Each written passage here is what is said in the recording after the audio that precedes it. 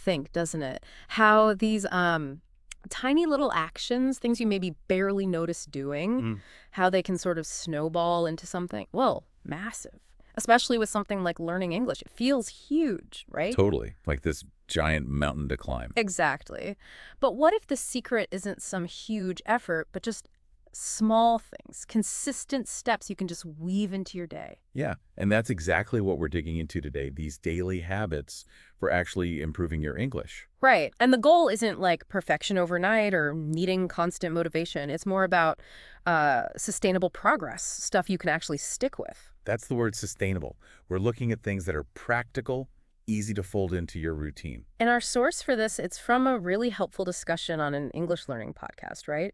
Focusing on these simple, almost automatic behaviors. Exactly. They really honed in on making it habitual. Okay, so our mission for this deep dive then is to pull out those tips from the source, break them down, and give you the most effective, most manageable daily habits. Kind of like a blueprint, yeah, for building that English learning routine without all the stress and overwhelm. Precisely. So let's maybe start with the why. Why does this habit thing work so well for learning a language?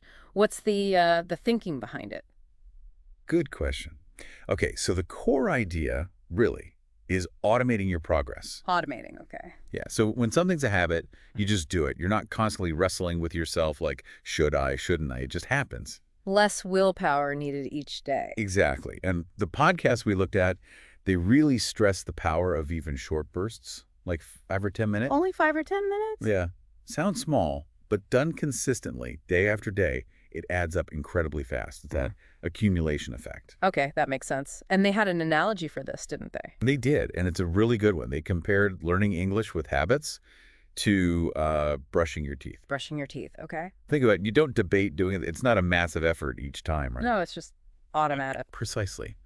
But that small, consistent action is what keeps your teeth healthy and strong. It maintains things. Ah, I see. So the same idea applies to English skills. Small, daily inputs maintain and strengthen them over time. Exactly that. It's such a clear way to illustrate the principle. That really clicks. Okay, so we get why daily habits are effective. Let's get into the what, the actual habits. Let's do it. The podcast laid out 7 pretty practical ones. 7 habits. Okay, what's number 1? The first suggestion is to start your day in English. Start your day. Okay, how? Well, the idea is to make English the first thing you engage with. So maybe like listen to a short English podcast while you're making coffee. Or just glance at some English news headlines on your phone right when you wake up. Yeah, exactly. It's about creating that immediate, gentle immersion. Kind of primes your brain for English before the day really gets going. I like that. Gentle immersion. Okay, habit number 2. This one's called the one-sentence journal. 1 sentence. That sounds incredibly simple. It is. And that's the beauty of it. The idea is just commit to writing one single English sentence every day. Just one. Just one. The podcast pointed out that this tiny action can really build your writing confidence and sort of subtly reinforce grammar over time. Yeah, it totally lowers the barrier, doesn't it? No staring at a blank page feeling overwhelmed. Okay, habit 3.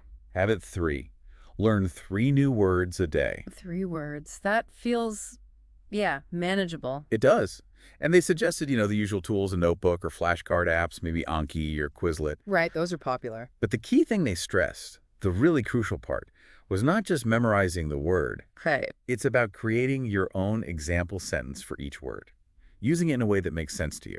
Context is everything. Yeah, seeing it used and using it yourself, that's what makes it stick, right? Not just the definition. Exactly. It makes it much easier to actually use it later. Okay, makes sense. What's habit number 4? Number 4 might feel a little strange at first. It's talk to yourself in English. Huh. Okay, I've actually heard of this.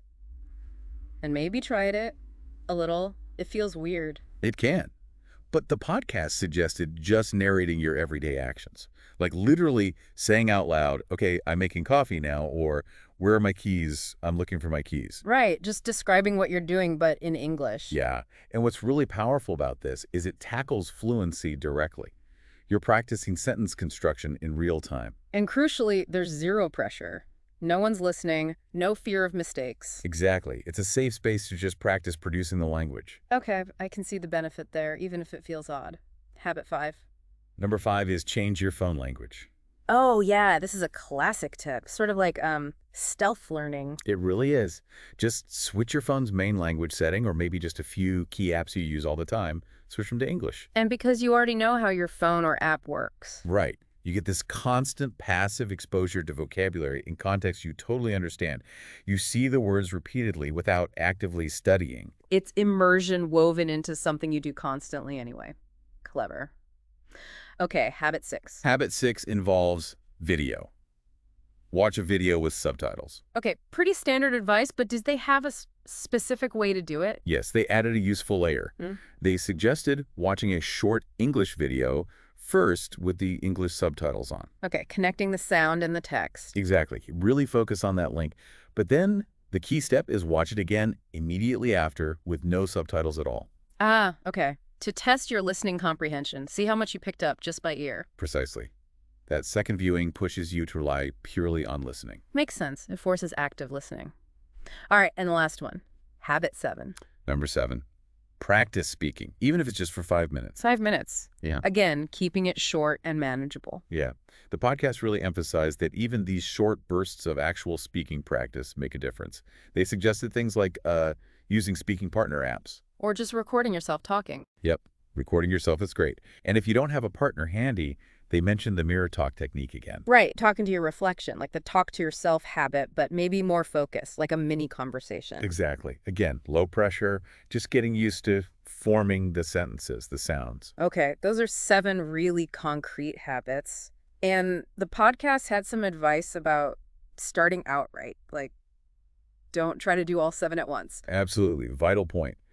They stressed focusing on consistency over perfection.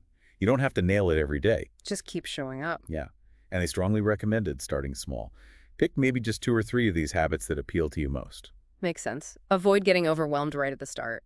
Set yourself up to succeed. Exactly. Okay, so we've got these 7 habits, but, starting a new habit is one thing, making it stick is another. Did the podcast talk about strategies for, making them stick, making it part of the routine? Yes, they did. Yeah. This ties into making small habits lead to big progress. They talked about habit stacking or anchoring. Habit stacking. Anchoring. What's that? It's the idea of linking the new habit you want to form, your English habit, to something you already do automatically every day. An existing habit. Oh, okay. Well, the example they gave was really clear. After I brush my teeth in the morning, that's the existing habit, right? You already do that. Yeah, hopefully. I will say 3 English sentences. That's the new small English habit. You physically link them together in your mind and in your routine. Ah, I get it. So the old habit acts like a trigger for the new one. You finish brushing your teeth, and that immediately reminds you, time for my 3 English sentences. Precisely. It dramatically increases the chances you'll actually remember and do the new thing. You're building it onto a solid foundation. That's really smart. Anything else on making habits stick? Yeah. One more small but powerful thing. Reward yourself. Like, give myself a treat. It doesn't have to be big. The podcast emphasized that even a tiny bit of positive reinforcement helps. Just mentally acknowledging it, like, okay, did my sentence. Good job. Just a little internal pat on the back. Exactly. That small feeling of accomplishment helps solidify the habit loop in your brain over time. Makes you more likely to repeat it. So it all comes back to that central idea then. These small, consistent, maybe anchored habits reinforced with a little reward. That's the engine for real, long-term progress in English. That's pretty much it. Creating that positive momentum, one small, totally doable action at a time. Okay. So if we boil it all down, the big takeaway from this deep dive is you don't need huge blocks of time. You don't need to feel super motivated every single day. Right. It's about being strategic, weaving these small English-focused activities into what you're already doing. And if you do that consistently, you can actually see substantial improvement in your English skills over time without burning out. Absolutely. And we really hope, listening to this, you feel empowered to maybe pick 1 or 2 of these ideas and just try integrating them. See how it feels. Definitely. And looking forward, the source material, the podcast we discussed, they mentioned their next topic, didn't they? They did. It sounded like a really good follow-up, actually. How to expand your English vocabulary quickly. Oh, perfect. That fits right in, doesn't it? Once you've got some habits going, you naturally want to build that word bank. For sure. More practical tools to keep that learning journey moving forward. So maybe a final thought for you to consider as we wrap up.